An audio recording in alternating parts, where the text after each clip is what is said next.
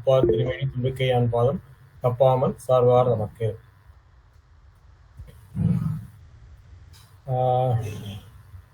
எல்லாரும் போன வாரம் இதை ரெஃப்ரெஷ் பண்ணியிருப்பீங்கன்னு நினைக்கிறேன். நம்ம கொடுத்த விதிகளை ஒரு வாட்டி பார்த்துருப்பீங்க அப்படின்றத நம்புகிறேன்.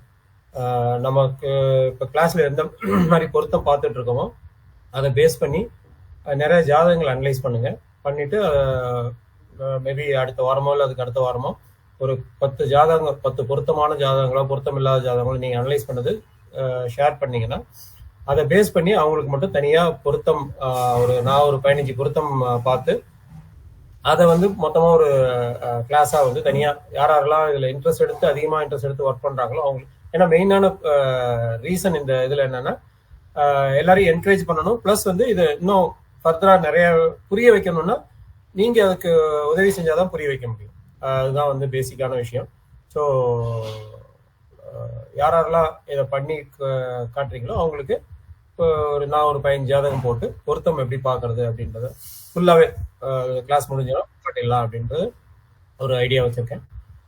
நம்ம அதை பண்ணுவோம்.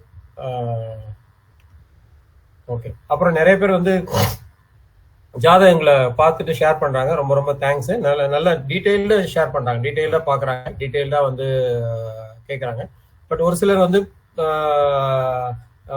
அவங்க பழைய மெத்தடில் பார்த்துட்டு இதுலேயும் பார்க்குறாங்க. ரெண்டும் தப்பு இல்லை, ரெண்டையும் வந்து கண்டிப்பாக வந்து 2 பொருத்தம் சைட்லேயும் நம்ம பார்த்து தான் ஆகணும். ஏன்னா பார்க்காம இருக்கிறதும் நல்லதில்லை. அப்போதான் நம்ம புரிதல் நிறைய ஏற்படும். அதுக்குள்ள டிஃபரன்சஸை நம்ம வந்து பார்க்க முடியும், அதுக்குள்ள டிஃபரன்சஸை நம்ம பார்க்க முடியும். ஸோ அதனால பாருங்க, அந்த சைட்லையும் பாருங்க, இந்த சைட்லையும் பாருங்க.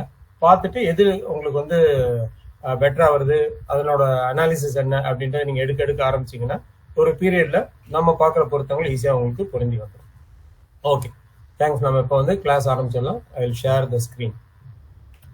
நான் பேசுறது எல்லாரும் கேட்குது இல்லைங்களா? வணக்கம் சார். கேக்குது சார், கேக்குது, நல்லா கேக்குது. Okay okay okay.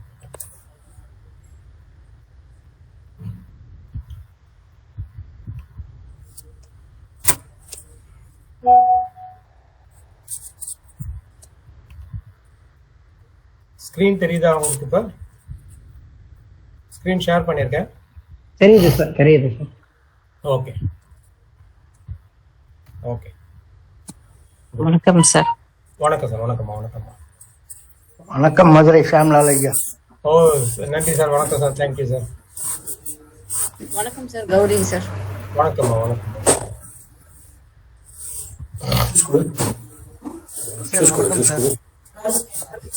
வணக்கம் சார். சென்னையிலிருந்து ராம்குமார். வணக்கம் சார். வணக்கம் சார். வணக்கம். ஓகே, நம்ம கிளாஸ் ஆரம்பிச்சிடலாம். ஓகே, இது வந்து 5வது நாள் கிளாஸ். நமக்கு பொருத்தம் பார்க்கறது இது வரைக்கும் 4 நாள் கிளாஸ் முடிச்சிருக்கோம். அதில் என்னென்ன பண்ணியிருக்கோம் அப்படின்றத நம்ம வந்து இப்போ பார்க்க போகிறோம். ஏற்கனவே நம்ம பார்த்ததுல பார்த்தீங்கன்னா ஒரு கலத்திரத்தின் லக்னம் ராசி என்னவா இருக்கலாம் அப்படின்றத நம்ம வந்து பார்த்துருக்கோம். இது வந்து எல்லாருக்கும் தெரியும்னு நினைக்கிறேன். எப்படி இப்போ நம்மளோட கலத்திரம் எந்த லக்னம் ராசியாக வரும், அதாவது 1, 2, 7, 8 அதுதான் நம்ம பார்த்துருக்கோம். மெயினாக முக்கால்வாசி பார்த்தீங்கன்னா 90% இது வந்து கரெக்டாக ஒத்து வருது. நம்ம ராசிக்கு 1வது ராசி இல்லை 2வது ராசி இல்லை 7வது ராசி 8வது ராசி இது லக்னமாவோ ராசியாவோ நம்மளுடைய கலத்திரம் வர்றாங்க அப்படின்றது தான் இங்கே சொல்லுது நமக்கு. அது இல்லாம ஒரு சில நேரத்துல ஒரு 5% இல்ல 10% வித்தியாசங்களை பார்த்தீங்கன்னா அந்த ராசியில இருக்க நட்சத்திரங்கள் இதுலயே வந்து நமக்கு கலத்திரங்கள் வந்து அமைகிறாங்க அப்படின்றத நம்ம பார்த்திருக்கோம். ஏற்கனவே போன கிளாஸ்ல அதான்.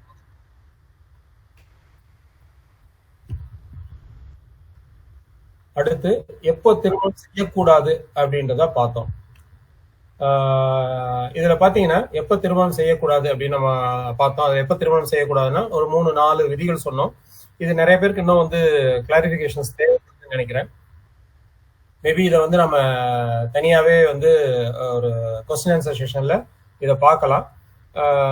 கிளாரிபிகேஷன்ஸ் வேணுங்கிறவங்க கேளுங்க, கண்டிப்பா வந்து இதை நம்ம செய்யலாம். பட் பொதுவா வந்து எப்ப திருமணம் பார்க்கக்கூடாது, எப்ப திருமணம் செய்யக்கூடாது அப்படின்னு பாத்தீங்கன்னா 2-7 அதிபதிகள் 6-8 இருந்து, அதாவது 2ஆம் அதிபதியும் 7ஆம் அதிபதியும் 6-8 இருந்து அவங்களோட தசாபுத்திகள் நடக்கும்போது திருமணம் செய்யக்கூடாது அப்படின்றத பார்த்திருக்கோம். அடுத்து வந்து 2, 7 ராசி அதிபதிகள் அம்சத்துல 6, 8 இருந்து அப்ப வந்து திருமணம் செய்யக்கூடாதுன்றதை பார்த்திருக்கோம். அதே மாதிரி கோச்சாரத்துல 2,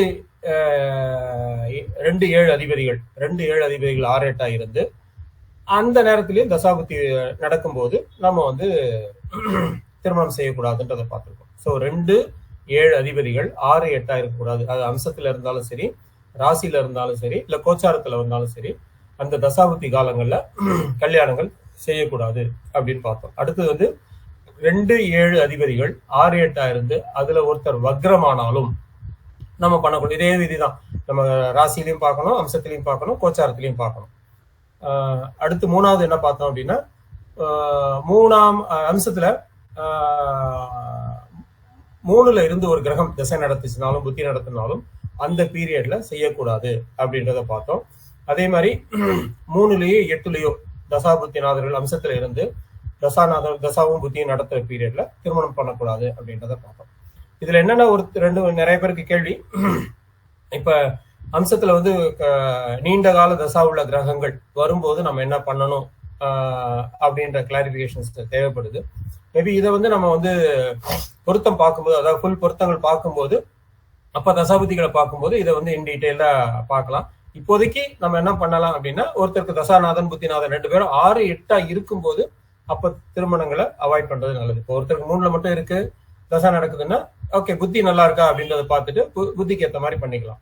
அதே மாதிரி 8ல இருக்கு, அம்சத்துல 8ல இருக்கு, தசா நடக்குது இல்ல புத்தி நடக்குது அப்படின்னா அந்த காலத்துல வெயிட் பண்ண முடிஞ்சுன்னா வெயிட் பண்ணலாம். இல்ல வந்து மாங்கல்ய ஸ்தானம் நல்லா இருக்கிற பொண்ணாவோ பையனாவோ நம்ம பார்க்கணும். ஏன்னா 8ல இருந்து நடத்தும் போது கண்டிப்பா அது ஒரு பிரிவினையோ விபத்தையோ இல்ல வந்து தண்டத்தையோ கொடுக்க வாய்ப்புகள் உண்டு. அதுல மாங்கல்ய ஸ்தானம் நல்லா இருக்கான்னு பார்த்து நம்ம வந்து அடுத்த லெவலுக்கு போறது நல்லது. இதுதான் வந்து நம்ம எப்ப திருமணம் செய்யக்கூடாதுன்றத பார்த்தோம். அடுத்து செவ்வாய் எவ்வாறு பாதிப்படையும் அப்படின்னு பார்த்தோம். செவ்வாய் வந்து பாதிப்படைகிறது பாத்தீங்கன்னா 2 கான்செப்ட் மட்டும் தான் பார்த்தோம். அதுல வந்து 6, 7 கான்செப்ட் மொத்தம் இருக்கு. நம்ம அன்னைக்கு பார்த்த கான்செப்ட் என்னன்னா, செவ்வாய் ராகுவுக்கு 1, 4, 7, 10 இருந்தா பாதிப்படையும். அதே மாதிரி சூரியனுக்கு 1, 4, 7, 10 இருந்தா பாதிப்படையும் அப்படின்றது பார்த்திருக்கோம். இதுல ஒரே ஒரு விதிவிலக்கு என்ன பார்த்தோம்னா, ராகுவுக்கு 4, 10 இருக்கும்போது அப்ப செவ்வாய்க்கு முன்னோ பின்னோ சூரியனோ இல்ல வளர்பிறை சந்திரனோ இருந்தா அந்த பாதிப்புகள் வராது அப்படிங்கிறத நம்ம பார்த்தோம். ஸோ இது வரைக்கும் இதை மட்டும்தான் பார்த்திருக்கோம். நம்ம அடுத்ததுக்கு ப்ரொசீட் பண்ணலாம். சார் வணக்கம், பரிபூர்ணம். வணக்கம்மா.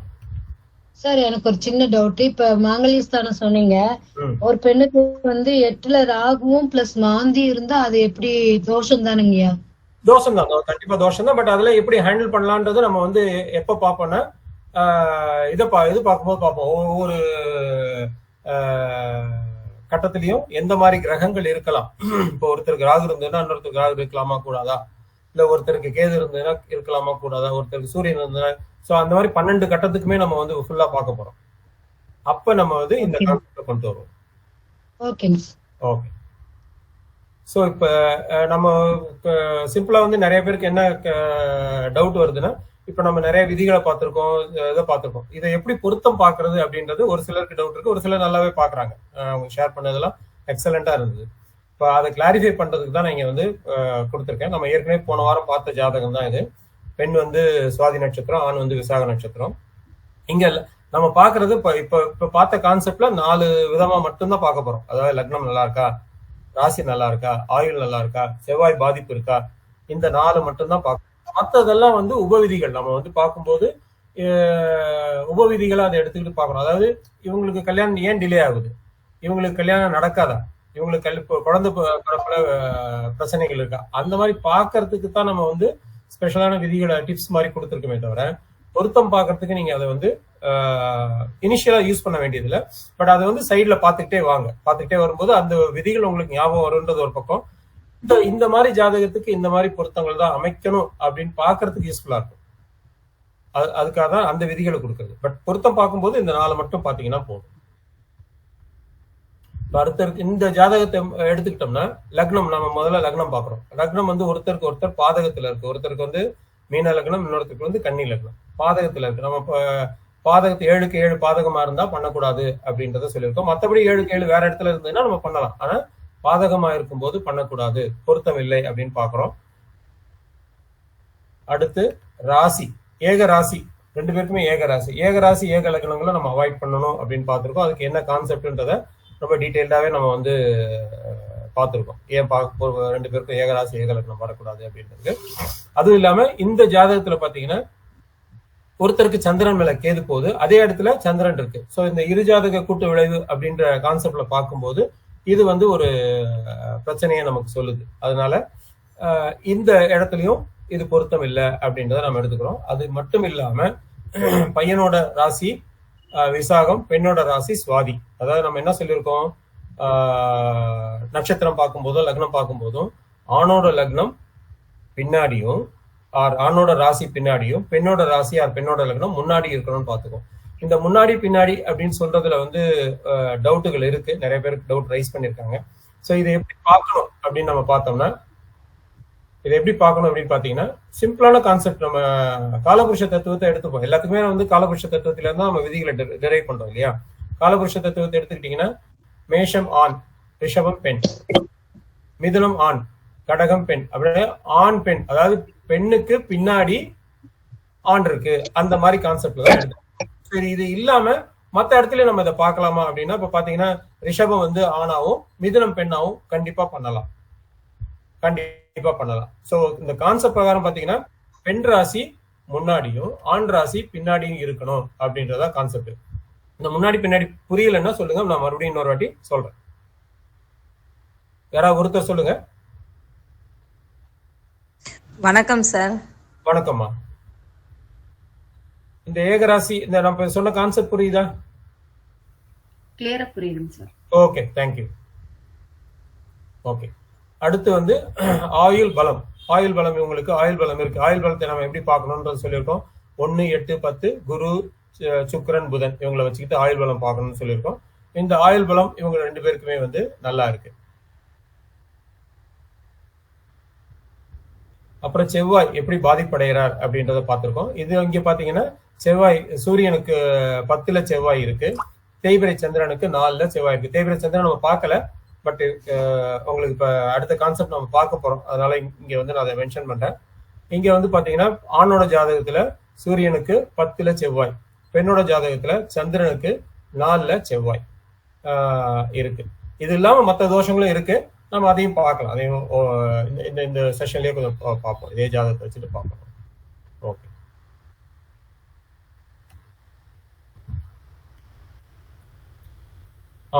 இந்த மாதிரி நீங்க வந்து ஒரு சார்ட் போட்டுக்கிட்டு அனலைஸ் பண்றது நல்லது. அப்ப லக்னம் பாத்தீங்கன்னா ஆணோட லக்னம் மீனம், பெண்ணோட லக்னம் கன்னி, ஒருவருக்கு ஒருவர் பாதகம். அதே மாதிரி ராசி எடுத்துக்கிட்டீங்கன்னா துலாம் ராசி, ஆண் நட்சத்திரம் முதலிலும் பெண் நட்சத்திரம் பின்னும் உள்ளது. ஸோ பொருத்தம் இல்லை. அதோட இல்லாம கேது அங்க இருக்கு. ஸோ இது டீட்டெயில்டா நம்ம எழுதுறதுக்கு எப்படி அப்படின்றத கொஞ்சம் டீட்டெயில்டா கொடுத்துருக்கேன். அதே மாதிரி நம்ம ஏற்கனவே சொன்ன ப்ரொசீஜர் தான். முதல்ல லக்னம் பாருங்க. ஸோ இது இங்கதான் நம்ம வந்து ஆயுள் பார்க்குறோம்.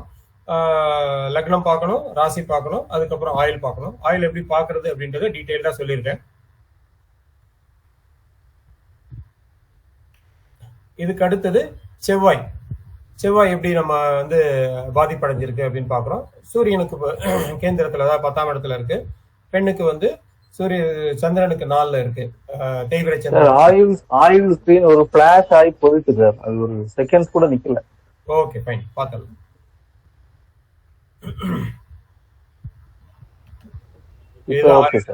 ஆயுள் இதுதான். இதுல பாத்தீங்கன்னா நம்ம ஆயுள் என்ன பண்றோம், 1, 8, 10 குரு, சுக்கிரன், புதன் இதை பாக்குறோம். 2 பேருக்குமே பாக்குறோம்.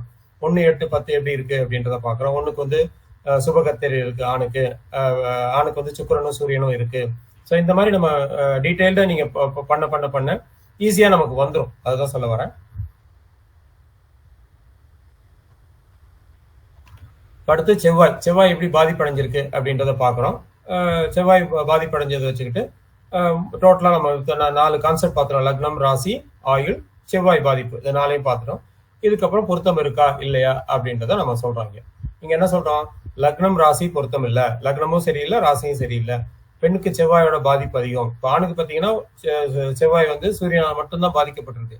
ஆனா பெண்ணுக்கு பாத்தீங்கன்னா செவ்வாய் சந்திரனால் பாதிக்கப்பட்டிருக்கு, பிளஸ் பாவகர்த்தாரியில இருக்கு, பிளஸ் நம்ம போன கிளாஸ்ல பார்த்த மாதிரி சனி செவ்வாய் சுக்கிரன் காம்பினேஷன் இருக்கு.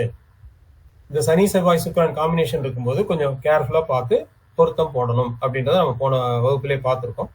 ஸோ 3 விதத்துல பெண்ணுக்கு பாதிக்கப்பட்டிருக்கு, ஆணுக்கு ஒரே ஒரு பாதிப்பு மட்டும்தான் இருக்கு. ஸோ இவங்களை இணைக்கும் போது கண்டிப்பா பிரச்சனைகள் வரும் அப்படின்றத நம்ம சொல்றோம். ஓகே, இது வரைக்கும் தான் நம்ம பார்த்துருக்கோம். இப்போ அடுத்து இதனால பொருத்தம் இல்லைன்னு சொல்லிட்டு நம்ம நெக்ஸ்ட் இதுக்கு போறோம். ஸோ இப்படிதான் ஒரு ஜாதகத்தை அனலைஸ் பண்ணணும் அப்படின்றத நம்ம வந்து கிளியரா சொல்லியிருக்கோம். இதே மெத்தட்ல எல்லாரும் அனலைஸ் பண்ணுங்க. நெக்ஸ்ட் இதுக்கு போயிடலாம். டிப்ஸ். இதுல பாத்தீங்கன்னா 5 7 கூடி. ஸோ இதை எழுதிக்கிங்க, டீட்டெயில்டா சொல்லலாம்.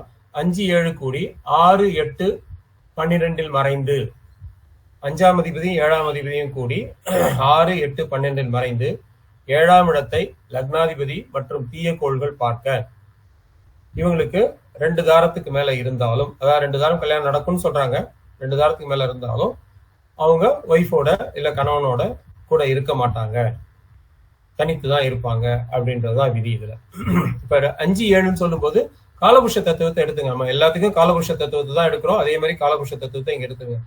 சூரியனும் சுக்கிரனும் கூடி. சோ இத வந்து 5 7 பொதுவா நம்ம எல்லாத்துக்குமே அப்ளை பண்ணிட்டு போயிடலாம். நம்ம சூரியனும் சுக்கிரனும் கூடி 6 8 12ல இருந்து 7ஆம் இடத்த லக்னாதிபதி பார்த்து தீயகோள்கள் இருந்தாலும் இந்த விதி பொருந்தும். அதுதான் சொல்ல வரேன் நான். இது கான்செப்ட் எடுத்தது வந்து அங்கிருந்து எடுத்தது. 5ஆம் அதிபதி 7ஆம் அதிபதி, அதாவது சூரியனும் சுக்கிரனும் கூடி 6 8 12ல மறைஞ்சு 7ஆம் இடத்த லக்னாதிபதி மற்றும் தீயகோள்கள் பார்க்க 2 தாரம் இருந்தாலும் இவருக்கு மனைவி தங்காது. அதுக்கு உதாரண ஜாதகம் இதுதான். இங்க பாத்தீங்கன்னா லக்னாதிபதி குரு, 5ஆம் அதிபதி சனி, 7ஆம் அதிபதி புதன். சோ 5 7 சேர்ந்து இங்க இருக்கு. அது எங்க மறைஞ்சிருக்காங்க, 12ஆம் இடத்துல மறைஞ்சிருக்காங்க. 2 பேருமே 12ஆம் இடத்துல மறைஞ்சிருக்காங்க.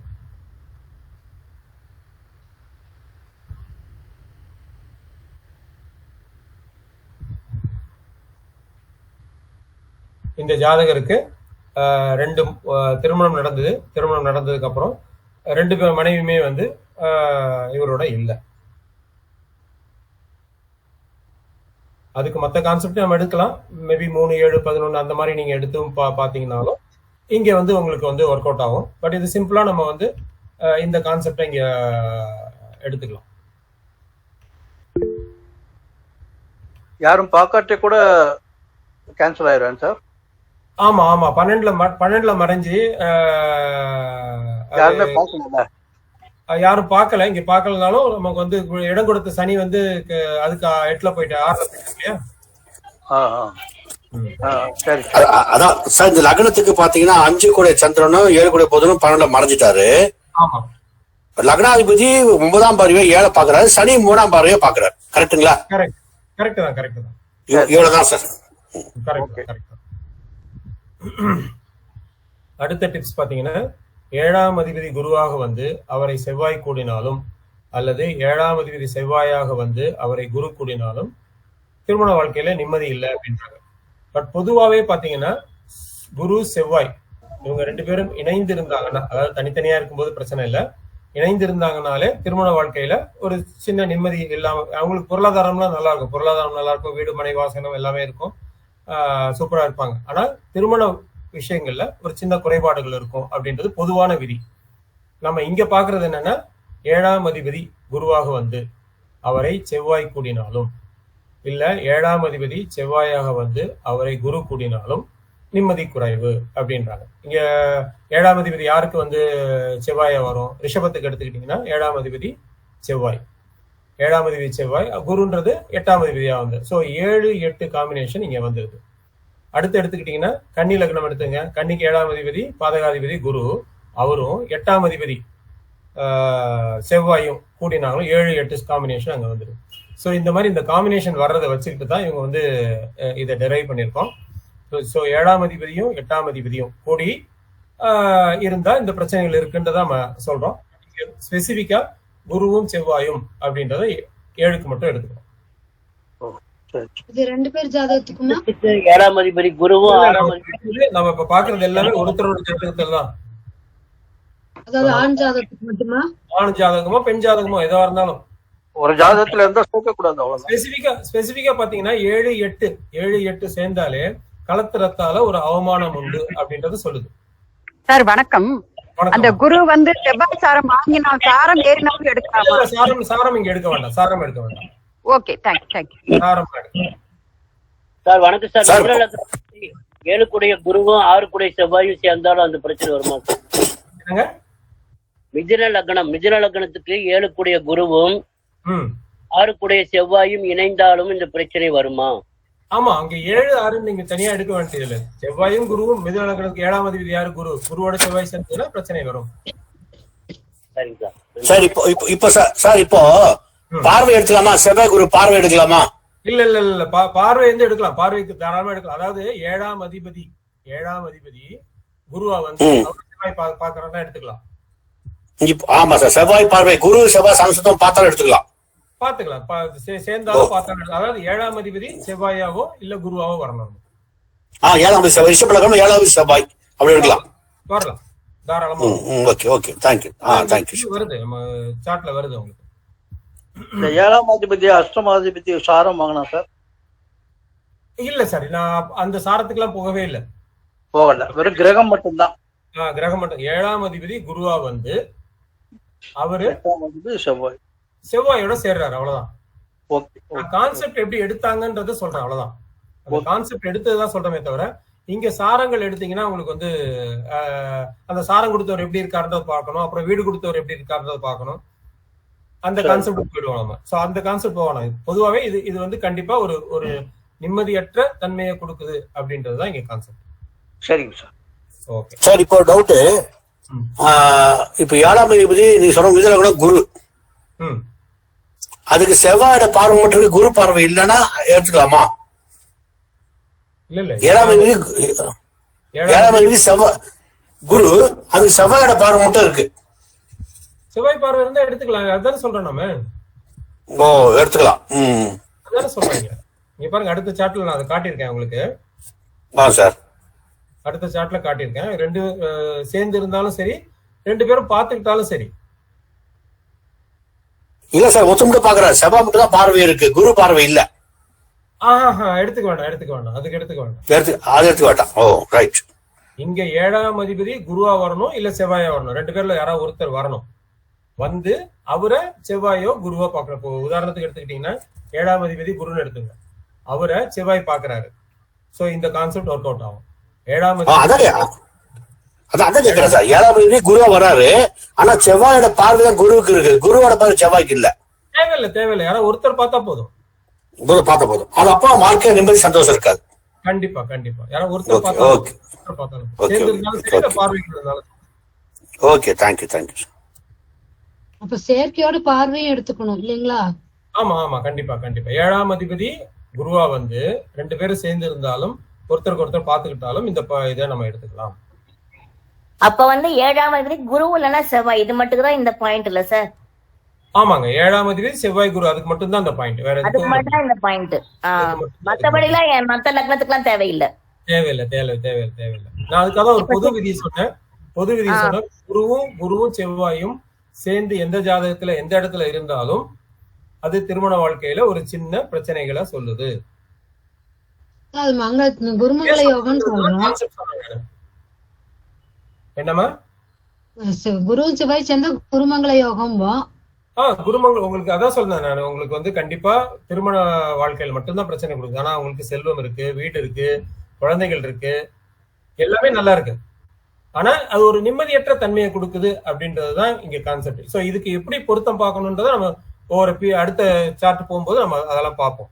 சோ இங்க என்ன சொல்றேன்னா, இந்த மாதிரி ஜாதகங்கள் இருக்கும்போது அதுக்கு எப்படி பொருத்தம் பார்க்கணும்ன்றது பின்னாடி வரும். சார் இப்போ டவுட், மகர லக்னம் விருச்சிகத்துல செவ்வாய் குரு, இப்ப எப்படி எடுத்துக்கிறது சார்? இல்ல சாரி நம்ம என்ன கான்செப்ட் சொல்றது பாருங்க. 7ஆம் அதிபதி குருவாக வந்து அவரை செவ்வாய் கூடினாலும் பார்த்தாலும், அதை விட்ட நானு பார்த்தாலும், அல்லது 7ஆம் அதிபதி செவ்வாயாக வந்து குரு கூடினாலும் நிம்மதியற்ற வாழ்க்கை. அவ்வளவுதான். அப்ப 7ஆம் அதிபதி செவ்வாய் அல்லது குருவா இருக்கணும், அதான் கணக்கு. கண்டிப்பா. ரிஷபம், மிதுனம், கன்னி, துலாம் இந்த லக்னக்காரங்களுக்கு தான் சார் பொருந்தும். ஆமா வெரி குட். ஓகே. அந்த குரு செவ்வாய் சேர்க்கையோட வேற கிரகம் சேர்ந்து இன்னும் கேட்கவே வேண்டாம் இல்லையா? குரு செவ்வாய் சேர்க்கை அதுக்குதான் இந்த இன்னொரு சார்ட், அடுத்த சார்ட் போட்டு விட்டுருக்காங்க. இங்க பாத்தீங்கன்னா குரு செவ்வாய் சுக்கிரன் பார்வை சேர்க்கை. இப்ப செகண்ட் சார்ட் போட்டதுக்கே இதுதான் காரணம். இப்ப நீங்க கேட்கிற கேள்விக்கு தான் காரணம். இப்ப குரு செவ்வாய் சுக்கிரன் பார்வை சேர்க்கை இருந்தாலும் திருமண வாழ்க்கையில ஒரு பிரச்சனையை கொடுக்குது. குரு செவ்வாய் மட்டும் இல்ல, குரு செவ்வாய் சுக்கிரன். இப்ப நம்ம இங்க முதல்ல பார்த்தது 7ஆம் அதிபதி குருவாக வந்து செவ்வாய் கூடினாலும், அல்லது 7ஆம் அதிபதி செவ்வாயாக வந்து குரு கூடினாலும் நம்ம இந்த கான்செப்ட் எடுத்துக்கிட்டோம். அது இல்லாம இங்க சுக்கிரனையும் சேர்த்து பார்க்கும்போது இன்னும் பாதிப்புகள் அதிகமாயிருக்கு. அதாவது குரு சுக்கிரன் செவ்வாய் காம்பினேஷன் நம்ம 7ஆம் அதிபதியில பார்க்கவே வேண்டியதில்லை. சுக்கிரன் செவ்வாய் காம்பினேஷன் இருந்தாலே திருமண வாழ்க்கையில ஒரு பிரச்சனைகளை கொடுக்குது. அது எந்த லக்னமா இருந்தாலும் குரு செவ்வாய் சேர்ந்தாலே பிரச்சனை தான். எந்த லக்னமா இருந்தாலும். இப்போ உதாரணத்துக்கு பாத்தீங்கன்னா ஒருத்தருக்கு விருச்சிக லக்னம், அவங்களுக்கு 11ல பாத்தீங்கன்னா குரு செவ்வாய் கேது. குரு செவ்வாய் கேது விட்டுருங்க, குரு செவ்வாய் சுக்கிரன் தான் சொல்றேன் நானு. அதான் குரு செவ்வாய் சேர்ந்துச்சு, கூட கேதுவும் சேர்ந்ததுனால நீங்க சொன்ன மாதிரி திருமண வாழ்க்கையில நிம்மதி இல்ல. கரெக்ட் தான், கரெக்ட்.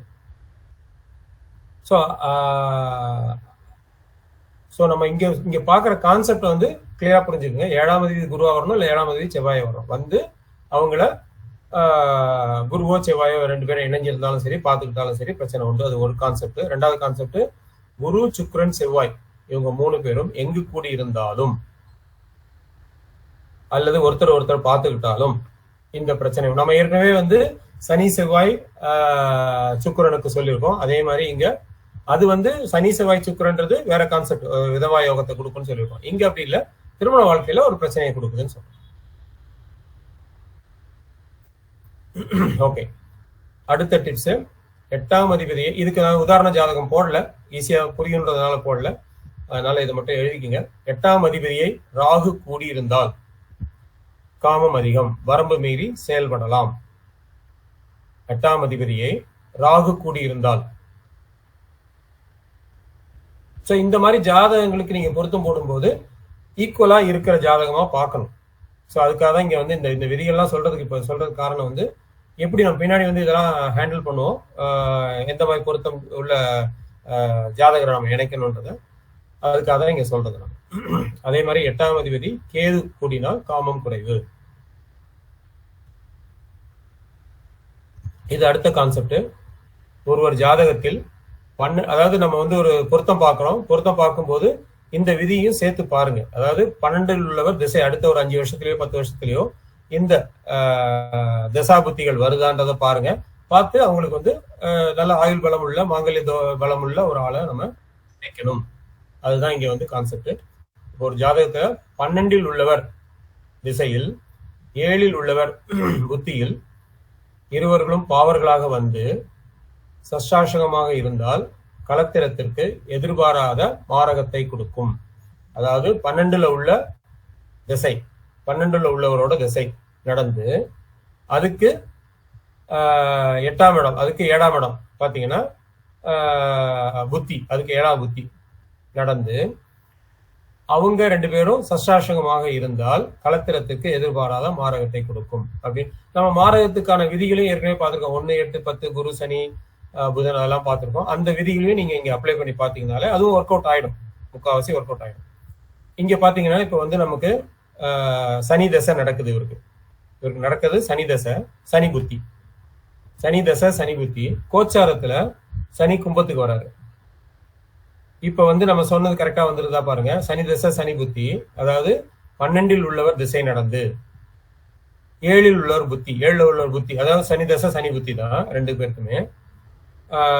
இவங்க 2 பேரும் சஷ்டாஷ்டகமா இருக்காங்களா, தசாநாதனும் புத்திநாதனும். அதாவது கோச்சாரத்துல வந்தாலும் நம்ம எடுத்துக்கலாம்னு சொல்லியிருக்கோம். ஸோ இங்க வந்து சஷ்டாசகமா வந்துடுறாங்க. வந்ததுனால சார் இங்க 12 உள்ளவர்ல சனி வரல சார், 12ஆம் மதி சனி. அவர் இல்ல 12ஆம் அதிபதி சனி இல்ல, கொஞ்சம் நல்லா பாருங்க. ஜாதகம் படி சொல்றேன். 12ஆம் அதிபதி சந்திரன் சார் அவருக்கு. இல்ல சார் 12 உள்ளவர் திசை தான் சொல்லியிருக்கேன் நானு. 12ஆம் அதிபதி சொல்றேன் சார்.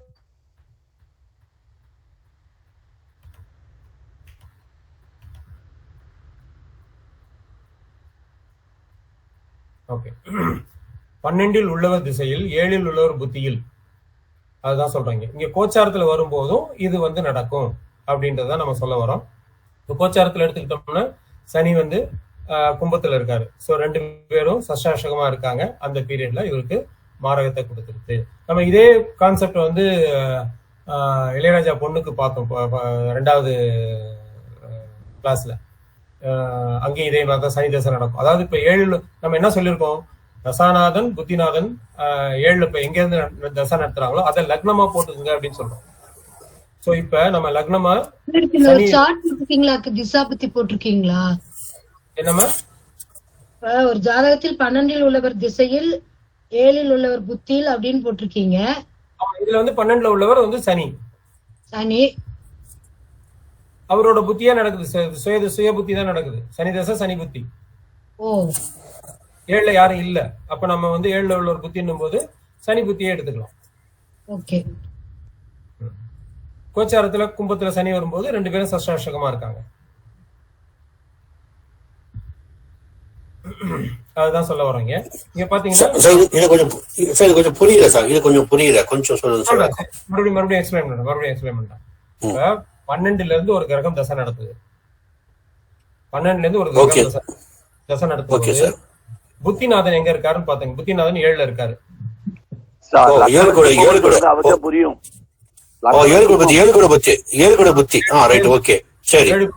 இவங்க 2 பேரும் சஷ்டாஷ்டகமா இருந்தா, இவங்க 2 பேரும் இப்ப 12ல உள்ள தசாநாதனும் புத்திநாதனும் சஷ்டாஷ்டகமா இருக்கும்போது கோச்சாரத்துல வந்தாலும் இது நடக்கும்.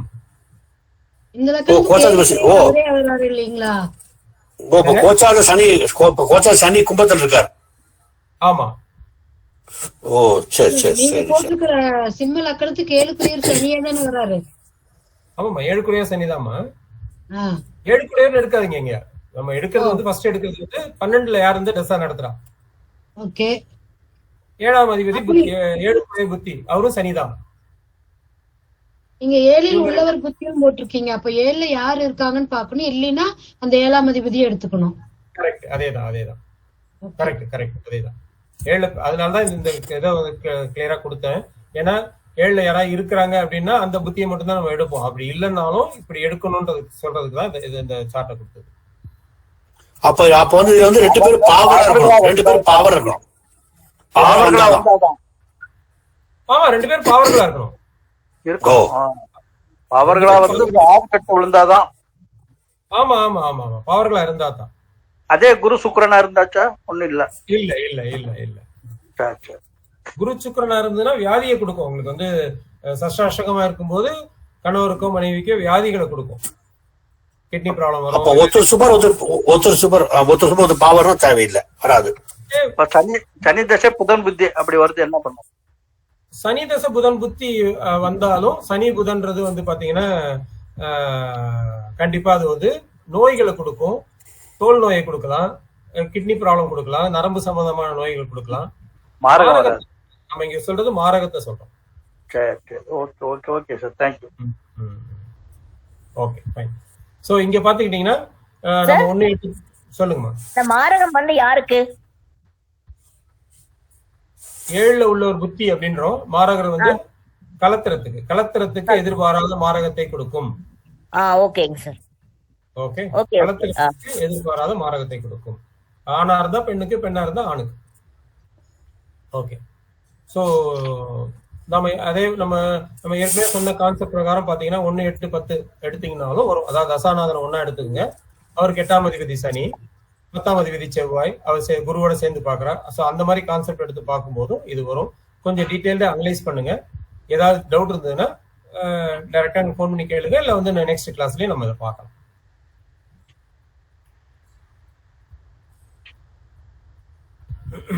அடுத்து 7ல் சனி சார் ஒரு கேள்வி சார்.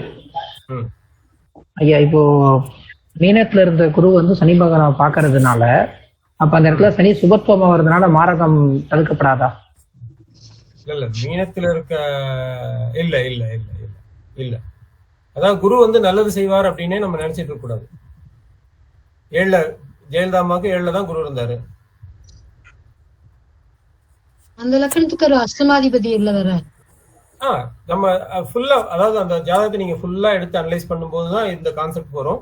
பட் மத்த ஆஸ்பெக்ட் நம்ம பார்க்கணும். பட் குரு நல்லது செய்வார் அப்படின்றத நம்ம எடுத்துக்க வேண்டியது இல்லை. அங்க 3-8 பத்தி கனெக்ஷன் வந்துருக்கு. ஆமா ஆமா வந்துரும். நீங்க அதனாலதான் அந்த கான்செப்டே உங்களுக்கு சொன்னேன். நீங்க வந்து இதை மட்டும் பார்க்காம நீங்க அதையும் பாத்துருங்க. பார்க்கும்போது அதையும் பார்த்துட்டீங்கன்னா நமக்கு கிளியரா கிடைக்கும். இது நடக்குமா நடக்காதான்ற கிளாரிட்டி கிடைக்கும். சார் தப்பா நினைக்காதீங்க சார். ஒரு பாயிண்ட் கொடுத்திருக்காருல 12ல சனி நின்னு சனி திசை வந்தாலே வேண்டாம் நமக்கு இப்ப வேண்டாம். அந்த அதை போய் நம்ம பண்ண வேண்டாம். ஓகே வேண்டாம் வேண்டாம். ஓகே.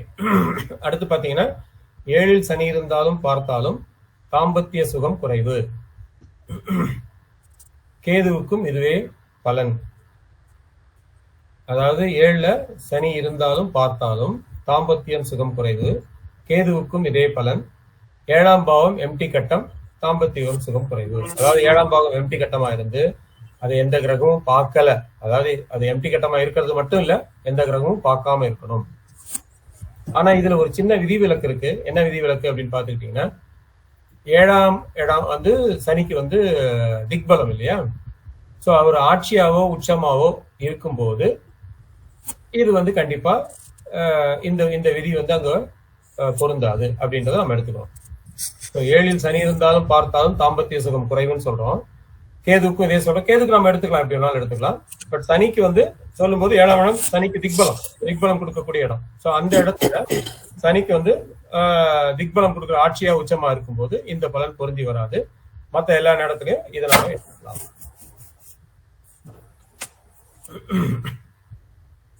அதுக்கு அடுத்தது வக்ர நீச கிரக வீட்டில் அம்ச லக்னம் அமைந்தால் திருமண தடை, மகிழ்ச்சி குறைவு.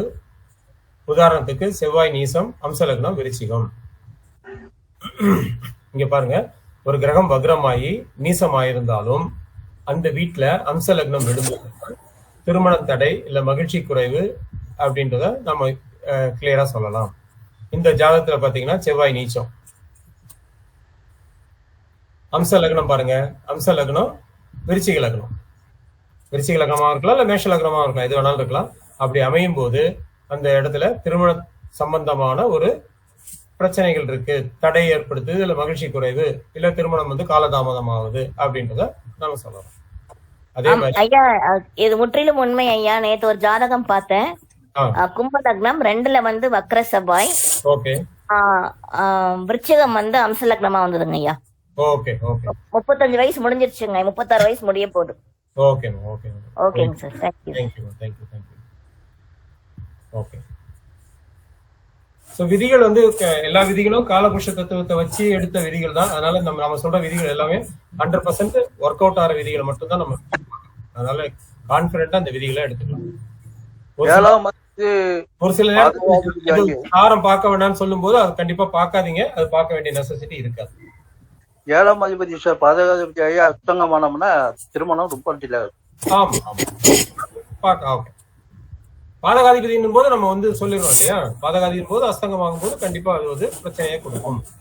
7ஆம் அதிபதி அஸ்தங்கமானாலே நம்ம பிரச்சனையை கொடுக்கிறது ஏற்கனவே சொல்லிருக்கோம். அதே மாதிரி சுக்கிரன் விதிவிலக்குகள் உண்டாயா? என்னங்க?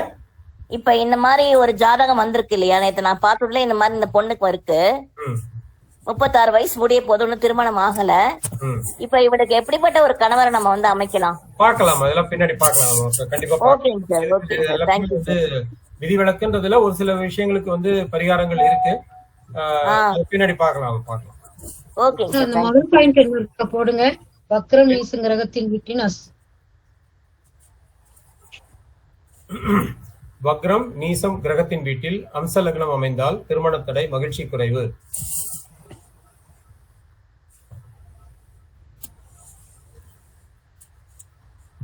அஸ்தங்கம் பெற்ற கிரகத்தின் வீட்டில் அம்ச லக்னம் விழுந்தால் காலதாமத திருமணம். இப்ப யாரா சொன்னீங்க இப்ப அம்ச லக்னம் வந்து இது அஸ்தங்கம் ஆச்சு அப்படின்னு, இதுவும் நம்ம எடுத்துக்கலாம். அம்ச லக்னம் வந்து அஸ்தங்கம் அடைஞ்ச கிரகத்தை வீட்டுல இருந்ததுன்னா தாமதம், இழப்பு, பிரிவு, இது எல்லாத்தையுமே நம்ம சொல்லிடலாம். உதாரணத்துக்கு சுக்கிரன் அஸ்தங்கமாகுது, சுக்கிரன் வீட்டுல வந்து அம்ச லக்னம் இருந்ததுன்னா நம்ம இதை வந்து எடுத்துக்கலாம்.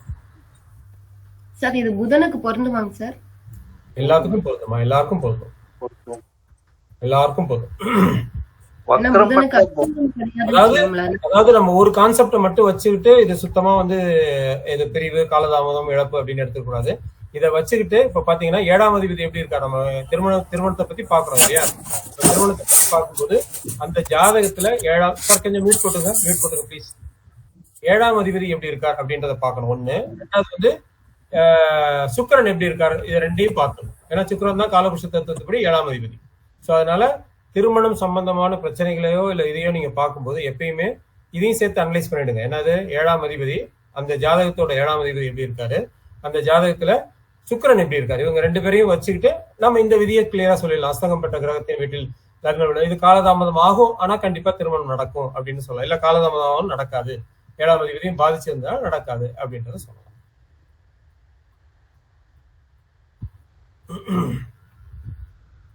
அடுத்த ஒரு 3 சார்ட்ல ஓகே விதிகள். அம்ச லக்னத்துல கேது, லக்னத்துல கேது இருந்ததுன்னா அம்சத்துல அப்பயும் உங்களுக்கு திருமணம் சார்ந்த விஷயத்துல ஒரு தொந்தரவுகள், பிரச்சனைகளை கொடுக்குதுன்னு சொல்றோம். அதே மாதிரி அம்ச லக்னாதிபதி நீசமானாலும் திருமணம் வாழ்க்கை நன்றாக இல்லை. அம்ச லக்னத்துல சுக்கிரன் இருந்தாலும் இந்த பிரச்சனைகள் இருக்கு நமக்கு.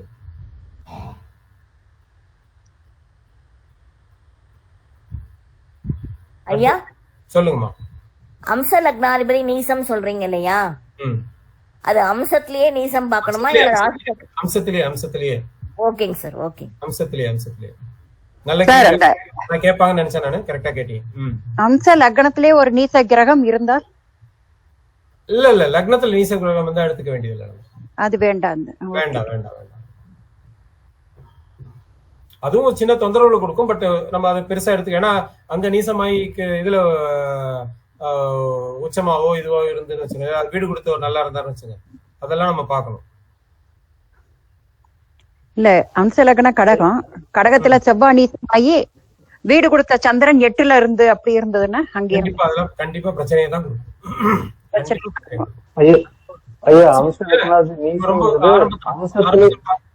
ஒரே நிமிஷம். ஃபர்ஸ்ட் கிளாஸ்ல பார்க்கும்போது லக்னாதிபதி எப்படி எல்லாம் கெடுறாரு, லக்னம் எப்படி கெடுதுன்றதுக்கு ஒரு 13-14 விதிகளை பார்த்தோம். அந்த விதிகள் லக்னத்துக்கு மட்டும் இல்ல, கிரகத்துக்கு மட்டும் இல்ல, எல்லாத்துக்குமே நம்ம அப்ளை பண்ணலாம். 2ஆம் பாவம் கெடுதா, எப்படி கெடுது, அதே விதிகள் அப்ளை பண்ணுங்க. 3ஆம் பாவம் கெடுதா, அதே விதிகள் அப்ளை பண்ணுங்க. ஒரு கிரகம் கெடுதா, அதே விதி, அந்த 13-14 விதிகள் அப்ளை பண்ணுங்க. இதை வச்சுக்கிட்டு நம்ம கிளியரா சொல்லிடலாம், இந்த லக்னம் இல்ல கிரகம், இந்த ராசி வந்து பாதிக்கப்பட்டிருக்கு. அது பாதிக்கப்பட்டுச்சுன்னா கண்டிப்பா ஒரு பிரச்சனைகளை கொடுக்கத்தான் போகுது.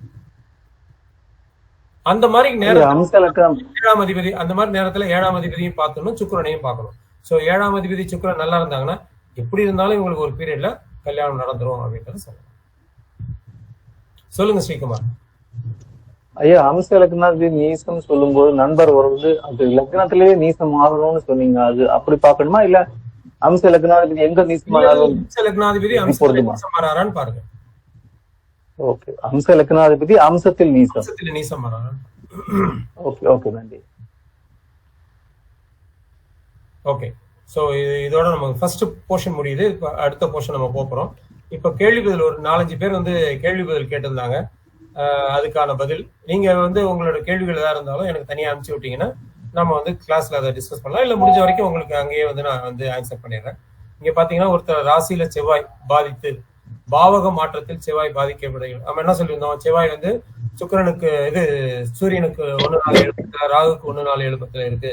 ஆனா பாவகம் போகும்போது பாத்தீங்கன்னா செவ்வாய் பாதிப்படையில, சூரியனுக்கு 3ல தான் வந்துருது, இல்ல சூரியனுக்கு 5ல வந்துருது, அந்த மாதிரி இருக்கு. அப்படின்னா அதை எப்படி எடுத்துக்கிறது, எப்படி ஹேண்டில் பண்றது அப்படின்னு கேட்டாங்க. ஓகே, இதுக்கு வந்து சிம்பிளா என்ன பார்க்கணும் அப்படின்னு பாத்தீங்கன்னா, இப்ப நம்ம வந்து ஒருத்தருக்கு ஜாதகம் திருக்கணிதத்துல ஒருத்தருக்கு ஜாதகம் போட்டிருக்கோம், இன்னொருத்தருக்கு வந்து வாக்கிய ஜாதகம் இருக்கு. இது எப்படி பாப்பீங்க ஐயா ரெண்டையுமே ஒரே பஞ்சாங்கத்துக்கு மாத்திருவாங்க ரெண்டையும் ஒன்னா போட்டுருவோமா? அதே மாதிரி பஞ்சாங்கமா ஒன்னா போட்டுப்போம் சார். 2 பதிவையும் நம்ம ஒன்னா போட்டுருவோம். அதே மாதிரிதான் இங்க ஒருத்தருக்கு பாவக மாற்றம்னு பார்க்கும்போது அடுத்தவருக்கும் பாவக மாற்றத்தை எடுத்துருங்க. அதை எடுத்து பார்க்கும்போது அதுல இல்லைன்னா நம்ம வந்து இது செவ்வாய் பாதிக்கல அப்படின்றத நம்ம எடுத்துக்கலாம். இதுதான் அதுக்கான ஆன்சர். அடுத்து பிறந்த காலகட்டத்தில் 2-7 அதிபதிகள் 6-8 இருந்தால் பொருத்தம் எவ்வாறு போறது? இதை நம்ம வந்து அடுத்து வரக்கூடிய அந்த எந்த கட்டத்துல எந்த கிரகங்கள் இருந்ததுன்னா எப்படி நம்ம பண்ணணும் அப்படின்ற விதிகளை பார்ப்போம். அப்ப நம்ம பார்க்கலாம். பட் ஜென்ரலா நம்ம என்ன சொல்றோம் அப்படின்னா, ஒருத்தரோட ஜாதகத்துல இப்ப 2ஆம் அதிபதி பாதிச்சிருக்காரு, 7ஆம் அதிபதி பாதிச்சிருக்காங்க அப்படின்னும் போது அடுத்த ஒரு ஜாதகத்துல இந்த பாதிப்புகள் வரக்கூடாது. நம்ம என்ன சொல்றோம், ராகுவோட சேர்ந்து ராகு 1 4 7 10 செவ்வாய் இருந்து பாதிப்படையுது. அடுத்த ஒரு ஜாதகத்துல அந்த பாதிப்புகள் இருக்கக்கூடாது. செவ்வாய் எந்த விதத்திலையும் பாதிப்பக்கூடாது. அதே மாதிரிதான் இங்க பிறந்த காலகட்டத்துல ஒருத்தருக்கு பாதிப்பு இருக்கு, பரவாயில்ல. ஆனா இது காலதாமத்தையோ இல்ல ஒரு தடையோ சொல்லுது, இனிஷியலான தடைகளை சொல்லுது. ஆனா இவங்களுக்கு பொருத்தக்கூடிய ஜாதகத்துல இந்த 2-7 அதிபதிகள் கெடாம இருந்தாங்கன்னா லைஃப் நல்லபடியாவே போகுது. அடுத்து அம்சத்துல 3-8 கிரகம் இருந்து 1 தசாபுத்தி நடத்தும் போது திருமணம் செய்யக்கூடாதுன்னு சொல்லப்பட்டுள்ளது. நீண்ட கால தசாயா இருந்து இப்ப சுக்கிர தசை புதன் புத்தி இல்ல சனி தசை சுக்கிர புத்தி அப்படின்னும் போது ரெண்டுமே வந்து ரொம்ப லாங் பீரியட் வருது. இதை எப்படி நம்ம ஹேண்டில் பண்றது அப்படின்றத கேட்டாங்க. பட் தசாநாதனும் புத்திநாதனும் 3-8 இருந்து பண்ணும்போது கண்டிப்பா பண்ணக்கூடாது. இப்ப 1 மட்டும் இப்போ 3ல மட்டும் ஒரு கிரகம் இருந்து தசை நடத்துது, 8ல யாரும் இல்லை, 8ஆம் அதிபதி புத்தியும் அங்க நடக்கல. புத்திநாதன் வந்து 4, 5 இல்ல சுப பிளேஸ்ல இருக்கா, தன்னோட சொந்த வீட்லயே இருக்காருன்னு வச்சுக்கோங்க. கண்டிப்பா அப்ப பண்ணலாம். அப்ப பண்ணலாம்னும் போது எதிரால வரக்கூடிய ஜாதகங்களை ரொம்ப கேர்ஃபுல்லா ஹேண்டில் பண்ணும். இப்ப 8ன்னும் போது நம்ம என்ன சொல்றோம், மாங்கல்ய ஸ்தானம் ஆயுள் ஸ்தானம்னு சொல்றோம். ஸோ அது வந்து பாதிக்கப்படாத ஒரு ஜாதகத்தை கண்டிப்பா இங்க இணைக்கணும். அதை வந்து கிளியரா சொல்லிடுங்க. நீங்க வந்து வரக்கூடிய அப்பா அம்மா கிட்டயோ ஜாதகம் யார் பாக்குறாங்களோ அவங்க கிட்ட இதை சொல்லிட்டு இது இருக்கு, கொஞ்சம் காலதாமதமாகி பண்றது நல்லது, ஆனா நீங்க அவசரப்படுறீங்கன்றதுக்கு குறிச்சு தரேன், நாளைக்கு பிரச்சனைகள் வந்ததுன்னா என்ன கேட்காதீங்கன்னு சொல்லிட்டே கொடுங்க, தப்பு கிடையாது. ஏன்னா இது ஒரு பிரச்சனையை கொடுக்குதுன்றது கிளியரா ஒரு கிட்டத்தட்ட ஒரு 50-60 ஜாதகத்துல நம்ம பார்த்துட்டு அதுக்கப்புறம் தான் இந்த விதிகளை கிளியரா எடுத்துருக்கோம்.